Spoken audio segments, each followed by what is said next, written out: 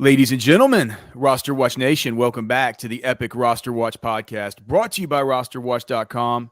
My name is Alex Dunlap here, of course, with the Trashman. The Trashman, it's a big day. It was a big weekend around here after loads and loads and loads of tests, simulations.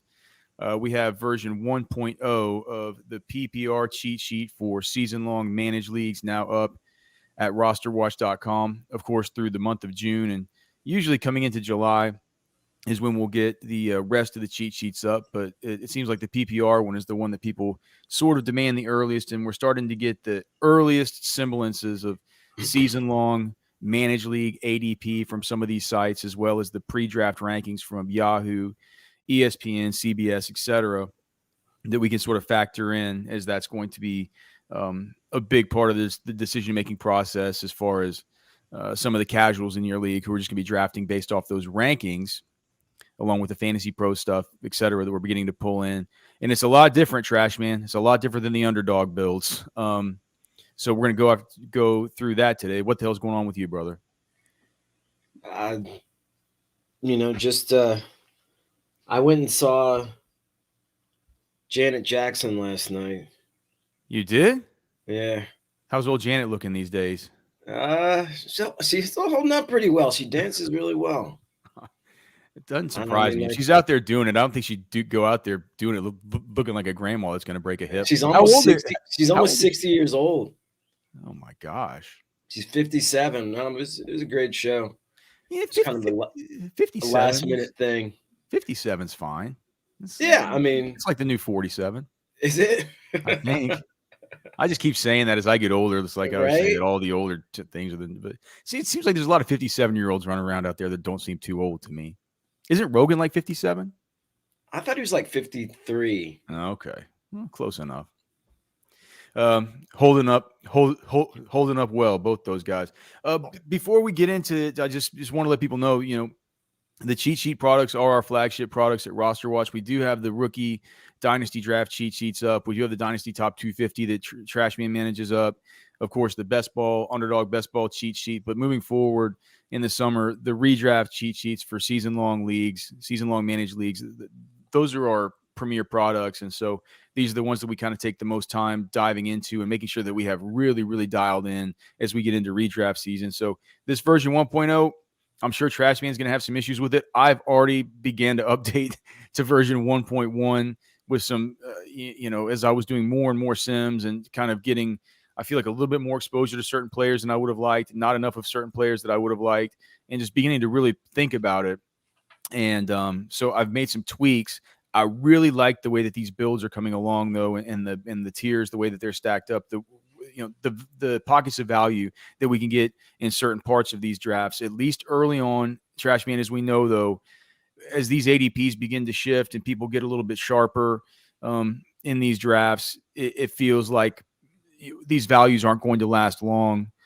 And they're off the top of my head. I mean, there are a couple of them. Just a bit of news from today is just the drumbeat for the Alexander Madison stuff continues to march on.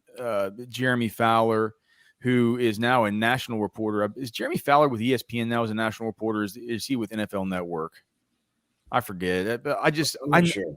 I know that for the longest time I would see him. I believe he used to cover the Vikings because I'd see him at the Combine and stuff. I think he was a Vikings reporter. He might even be based out of Minneapolis. And so I trust him on this stuff. It feels like, it feels like they're getting ready for a breakaway from Dalvin Cook, just based on everything, the fact that they gave Alexander Madison the more money during the offseason, the fact that they took Dalvin Cook off of the banner on their Twitter, put Alexander Madison on there. Now somebody had an alarming tweet saying they took Alexander Madison off of there. It was Ian Harditz. He said they took Alexander Madison off the banner. I went and looked, and it's true that they did, but they put up a Pride Month banner. And so it wasn't like they took Alexander Madison. So they took off everybody. Yeah, they Ian, good friend of the show, definitely. He's been a guest before, but definitely gaslighting us a bit with that take.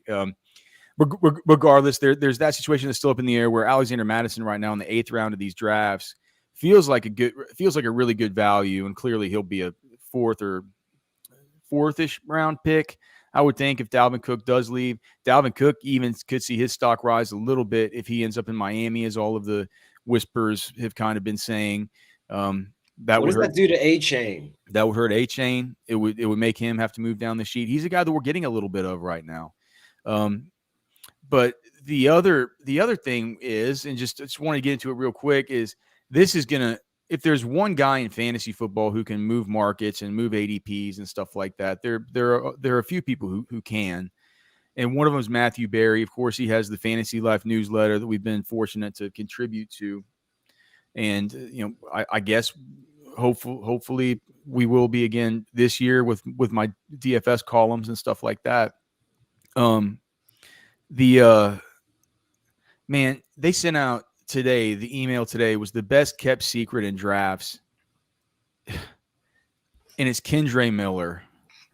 And all of a sudden now, our little Kendre Miller value pocket here could be coming to a bit of an end. It's saying that, what they're saying is they put out the case for Kendre Miller in the double-digit rounds of drafts.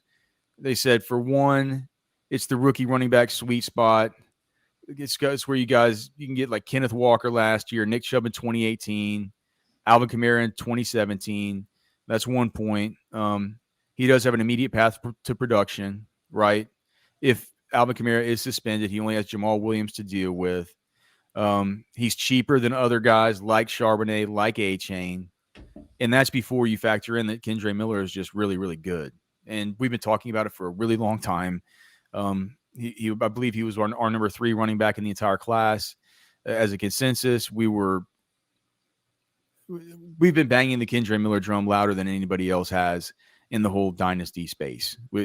So that's just the fact. And so there was a point in time when people were worried about his knee, worried about the meniscus. We went to the TCU Pro Day, talked to him about it, found out that was not going to be a big deal. Then he goes to the rookie premiere and talks with Matt Berry that they have linked here in the Fantasy Life newsletter, where he talks about how not enough people are talking about his pass catching and about how he grew up wanting to be a wide receiver. His idol is Jerry Rice. It's just, if there is an Alvin Kamara suspension here, they're basically pointing out that he's going to have zero competition for a pass catching role in that offense, plus the dynamic slashing maniacal runner that we know he is. So basically now you have Matthew Berry's newsletter saying that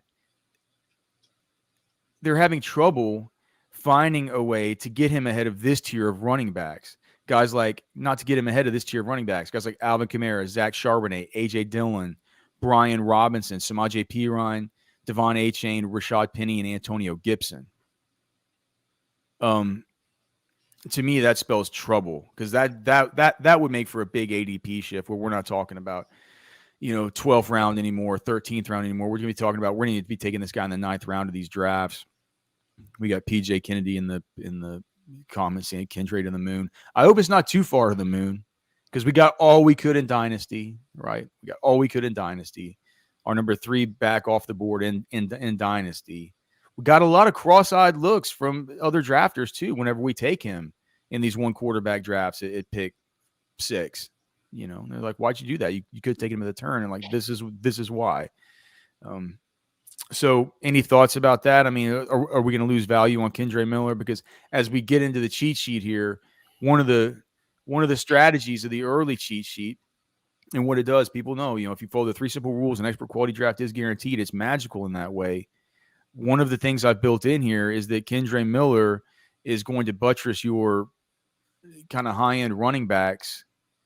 Him, likely Roshan Johnson, likely a late-round Antonio Gibson, Devon A-Chain for now, Madison for now. These are the later-round targets that I've identified as being ones that are going to be really, really good running back depth that maybe you have to wait on a little while while your early-round soldiers are kind of carrying you to begin with. Do you think Kendre Miller is going to get into this area where he could end up going around the same time as Alvin Kamara? Do you think he could usurp Zach Charbonnet, like A.J. Dillon, Brian Robinson and stuff? that could present a problem here as we, and of course the structure of these builds is going to have to change through redraft season. That's why we're getting started on this early and thinking about it like this. I think he should be higher than Charbonnet. But Charbonnet is just going so far ahead of him. It's like why take him ahead of Charbonnet when you can get him, a few rounds later and you don't have to forego. I just have him ranked higher than Charbonnet. I get that. Yeah, I get that. I think I do too. But if you just look at like the ADPs right now for season long, now this is not underdog, but if you look at season long, so Charbonnet is going as what? Running back 31. Kendre's going as running back 44. Yeah. So I mean, you don't have to break ADP that much. We're not getting much of Charbonnet. Not yet. It's going to happen though. Yep. Yeah. I mean, I don't hate it just because it kind of floods that 0 RB market a little bit more. I think it kind of makes harder decisions in that area.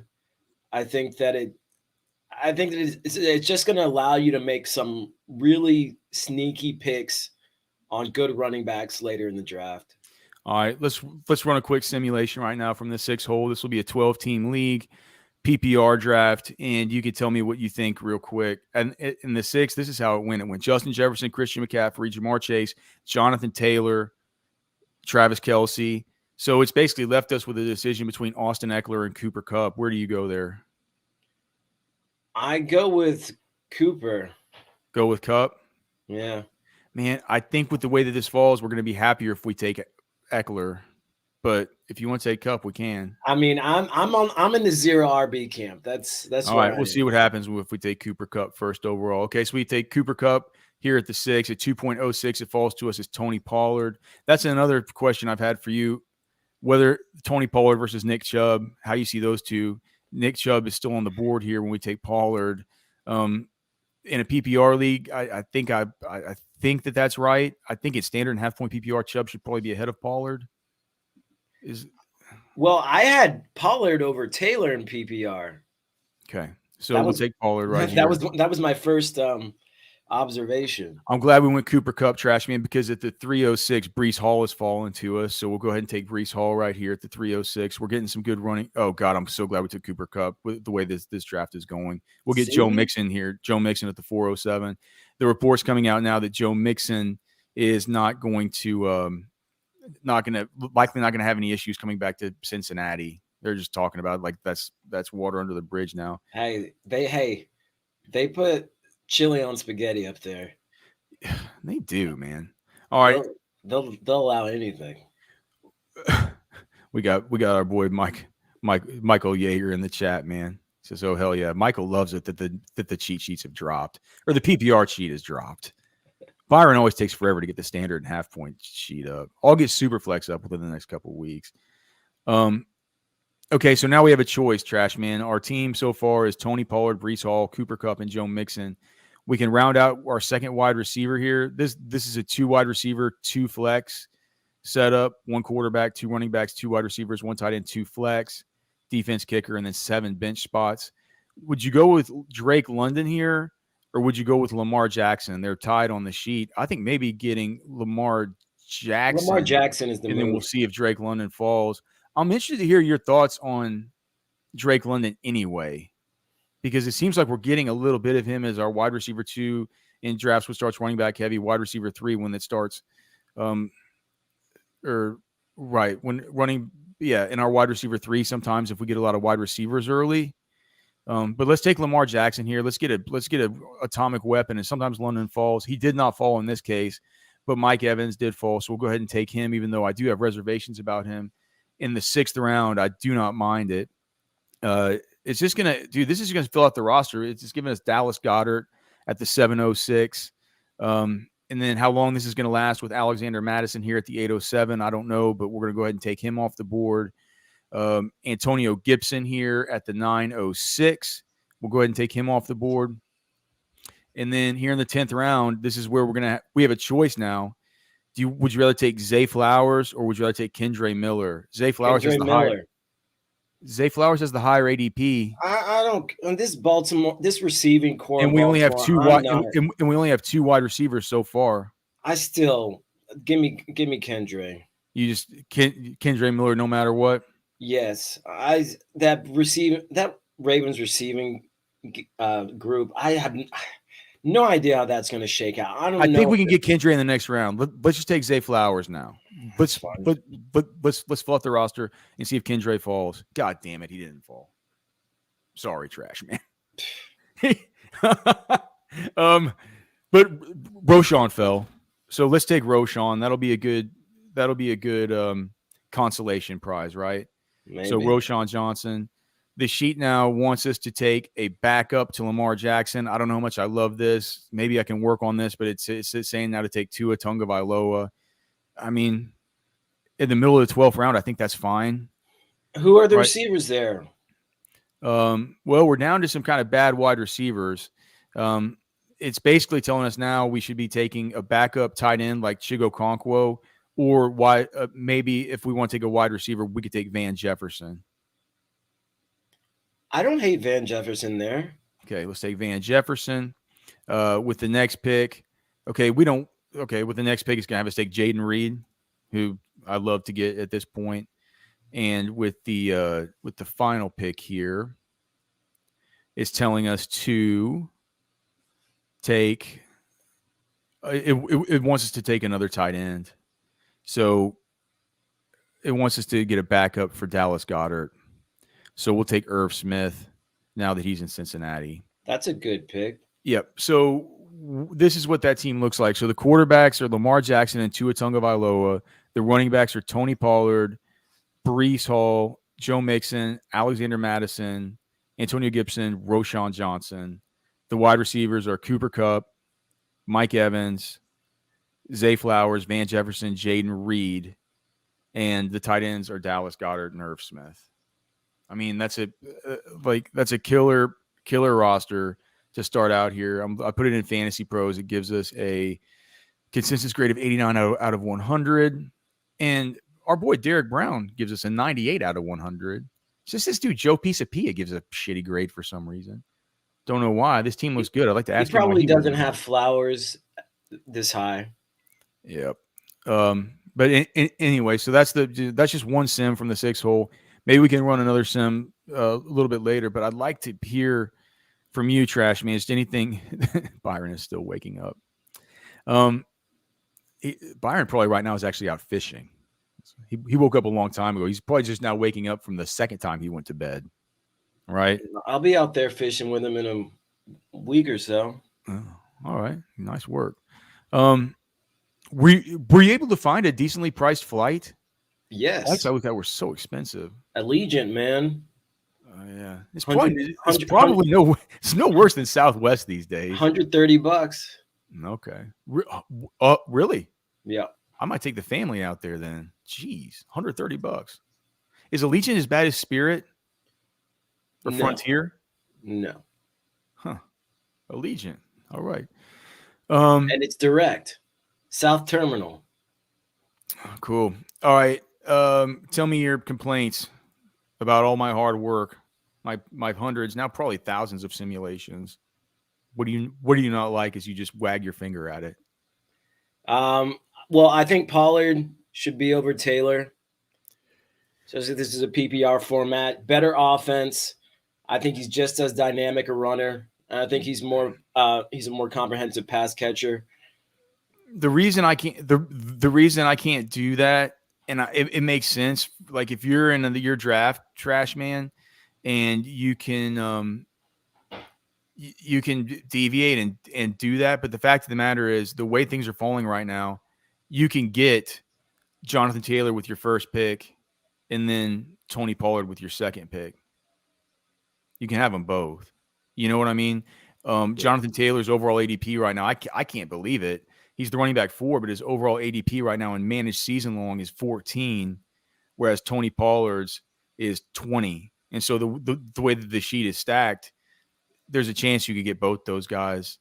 But I do agree that, we're bullish on Pollard. We have Pollard ahead of Saquon Barkley. What has me on that, and I've heard talk about some people are higher on Barkley this year. And whenever I look at the scoring distribution for Saquon Barkley and PPR over the course of the games he's played in his last 2 seasons, it hasn't. He's been his scoring distribution hasn't looked as good as the rest of these guys. I mean, he's only had these 25 plus point games 12.9% of the time, and his PPR bust rate is 29.03. That's compared to Austin Eckler, who has a bust rate of 2.9. McCaffrey has a bust rate of 7.7.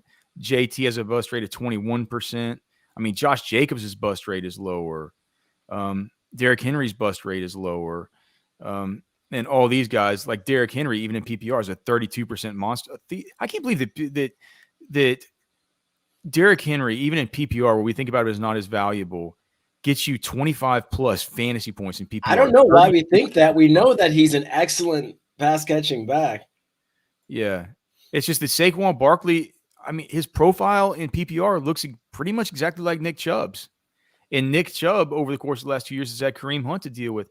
Nick Chubb gets you in PPR, a monster game, 12.9% of the time. He gets you a PPR bust of less than 10 points, 32.26% of the time. That's compared to Saquon Barkley, who has the exact 12.9% monster rate and a 29% bust rate. These guys look exactly the same. And so if we bake in added volume plus added efficiency in what should be a better offense for Nick Chubb, I don't see a reason not to take Nick Chubb ahead of Barkley. I'm taking Pollard ahead of Chubb because even Pollard, when he was playing with Ezekiel Elliott, he was 11.11% PPR monsters.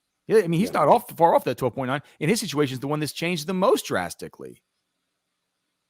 So, in line with the bust rates too, 33.33% bust. So, I like the idea of getting out of those first 2 rounds with Tony Pollard.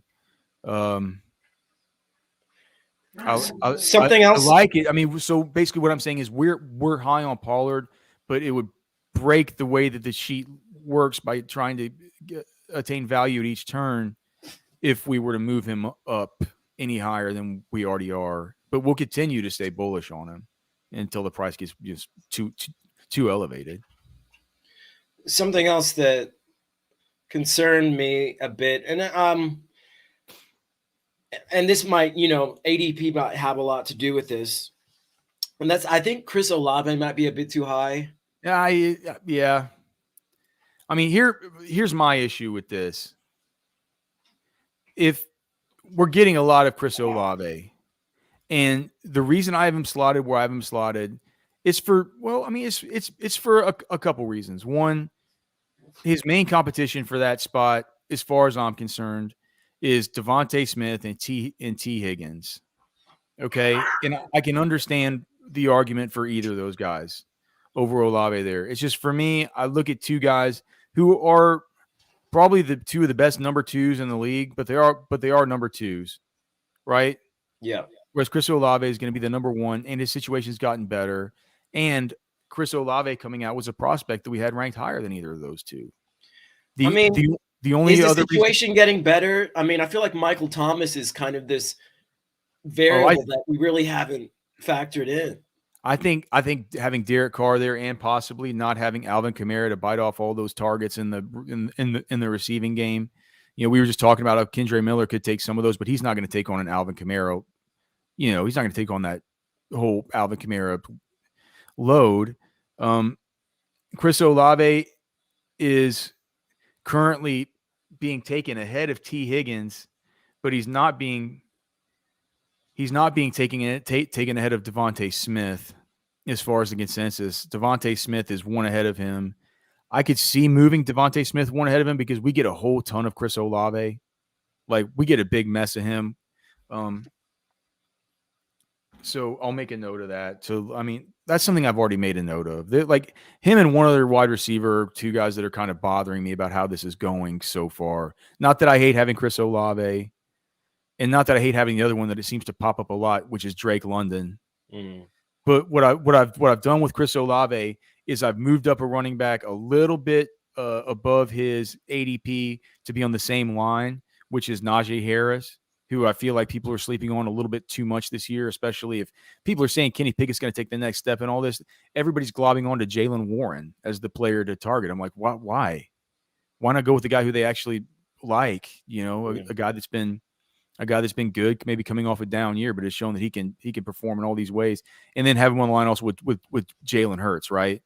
So if you say, man, I can't go this high on Olave, give me Jalen Hurts.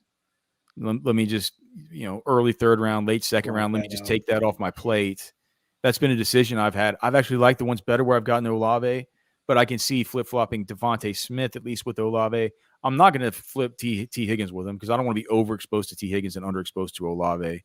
But I think you make a good point. I think we can bring him down one slot to give us a decision point between Chris Olave and Travis Etienne. Well, that was another thing. I think Travis Etienne is too high. Okay, well, but here's the thing. There's a lot bigger of a gap between Etienne and the next player down than I think that you're thinking, because that's something that I've had an issue with too. I'm not high on Etienne. I don't want to get too much Travis Etienne this year in season-long leagues. But, I mean, he's going right now as 35 overall. Najee Harris, we have ahead of Etienne, is going 38 overall. Yeah, I mean, I see guys behind him like Joe Mixon. But Joe Mixon is going 57 overall, 54 overall. Yeah. So that's a place wherever it's like, if you don't want to take Etienne there, you have plenty on the sheet to take a Devontae Smith if Olave is available above him. If any of the quarterbacks, you can take any of those guys, but I prefer to wait until you just get a few down. I mean, because I think I think it says more that we have Aaron Jones, Joe Mixon, Jahmyr Gibbs, who's in that tier ADP wise, but we have Aaron Jones and Joe Mixon in the same tier as Travis Etienne and Jahmyr Gibbs. I feel like just having them simply in that tier, if you think about it, makes devalues or goes to show that we've devalued Etienne a little bit without saying we're going to have to get these guys ahead of Etienne. You're not going to get much Travis Etienne using this sheet if you abide by the 3 simple rules. Well, that's fair. I do think also that Dobbins is too low. Well, I mean, who would you get him over? I mean, I would probably rather have Dobbins than Etienne. I mean, just personally. Okay. Well, right. But, I mean, let's just take Etienne out of the conversation because those guys are in completely different ADP tiers. J.K. Dobbins is currently going off the board as running back 19 at 58 overall. Here's the tier of running backs that we're talking about. I might put him over Sanders. Okay, that's fine. These guys have basically the exact same ADP. That's fine. But I thought with Miles Sanders, we talked about that, about how, he's going to be more involved. This is PPR. And we talked about the whole Bryce Young corollary with the Drew Brees corollary, the undersized quarterback that threw a bunch in college, threw a bunch of dump off to Jahmyr Gibbs. Running backs, pass catching running backs for a rookie quarterback's best friend. It's clear that they're going to make Miles Sanders a big portion of that. We're not necessarily buying this whole thing that Chuba Hubbard is the for sure goal line back because Miles Sanders actually has a better BMI than he does. I just think it's a situation that's going to be favorable to Miles Sanders, and one where J.K. Dobbins does still have some competition to deal with. He does have Todd Monken coming in there that they're going to throw the ball a little bit more. It's not going to be quite as run-based an offense. I think just staying with ADP right there, getting ahead of ADP on both of those guys and identifying that as a smart place to take a running back. Whereas in the past, people have worried so much about the running back dead zone. I don't think that the dead zone is so bad this year, especially in that tier, this tier in the 50s. Aaron Jones, Joe Mixon, Miles Sanders, J.K. Dobbins. Those are good players through that tier. To some degree, Dameon Pierce that goes a little bit after those guys. Those are good players in that tier. They're being discounted a lot. So that's fair. I think maybe I just, value Dobbins a little bit more than what his current ADP is. Let me ask you about Drake London. Like, where are you on Drake London? I asked you before, like, if you look at the cheat sheet, are there players like, should I have Christian Watson ahead of Drake London? I think so. What about McLaurin? I mean, I think Watson for sure. McLaurin, there's an argument for. I think in both situations, you're just wondering about the quarterback. I think Drake London will get enough volume to keep him there to make it a valid pick there in PPR. I feel like he's still going to get the lion's share of targets there. I feel like McLaurin maybe has, more competition for targets there in Washington from a quarterback that's a little bit more of that's somewhat of an Similarly unknown. unknowns. We did like Howell better at the Senior Bowl than we like Desmond Ridder. That's true. But Howell's only got one game. I guess Ritter's only got 4. Didn't throw a touchdown till his 4th one last year. I mean, so that's a tough one. Yeah, but I mean, I see London getting more volume than McLaurin. I see McLaurin probably doing more with the targets more volume. he does get. You think more? You think he'll get more gross volume or more share of the volume? Clearly he'll have a higher target share than McLaurin, but I don't know. I mean, it's like last year. It's like he had such a ridiculous target share, 30-something%, and averaged out to like 7 targets a game sometimes. So, I don't know. Drake London's the one who's bothering. I'm not terribly excited about London. But what if you get him in the 6th round? I mean, that's fine. What's the exact ADP discrepancy? I feel like we're getting maybe a little too much. And so let me just look at what the ADP discrepancy is, because it's hard to wrap your head around all of these when you're coming off of underdog. You know what I mean? Drake London. I mean, Christian Watson is going 10. Yeah. Christian Watson's going 10 spots ahead of him. I need to switch that up. Yeah. I'll get Christian Watson ahead of him. I'm not getting DJ Moore ahead of him. Can I get Can I in good conscience get Christian Kirk ahead of him with Calvin Ridley coming in? Well, in a PPR maybe. I feel like he was pretty highly targeted last season. All right, so I need to write this down. So Watson, and then consider McLaurin. All right. So that's what's been bothering me. For now, I'm not going to move Kendre Miller because we could have had him if I wouldn't have pulled that move earlier with you and the whole Zay Flowers thing. But it feels like Kendre is a guy we need to keep an eye on just based on the buzz earlier. I mean, if Matthew Berry's writing that stuff, we're going to have all the guys that write for Fantasy Life, Ian Harditz and Pete Overzet and Dwayne McFarland, and all these guys are going to start talking about him. And all of a sudden, our little Kendre is not going to be our little secret anymore. This is how it goes every year. It was bound to happen. Yep. Okay. I want to ask you one more thing. One more simulation using the magical sheet. But just if you look at the bottom of the sheet, basically what I've done is you could probably tell by that first simulation is I have artificially moved up these players to get at the very end at the wide receiver position. I just want to know if there's anybody else that you would maybe consider moving up that are going to be flyers that are off the board. I mean, they're not flyers. I mean, it's just Van Jefferson. You're going to get a lot of Van Jefferson. You'll get a lot of Rashee Rice, a lot of Jaden Reed. Are we getting enough Addison? I feel like Addison should be above JSN. We're getting. Well, let's look at the 80. I think we were like 32% Addison or something like that in version 1.0. It's a healthy bunch of Addison. But if you just look at the ADPs, Jackson Smith and Jigba is going 61 overall. Jordan Addison's going 69 overall. So the split here, I haven't gotten really any JSN so far. I think it's good. I think it's good the way that we have them, because that gives us because that was designed like that for a reason, with there being a choice between Alexander Madison and Jordan Addison right there. Yeah. Someone else who is low that I think is a flyer.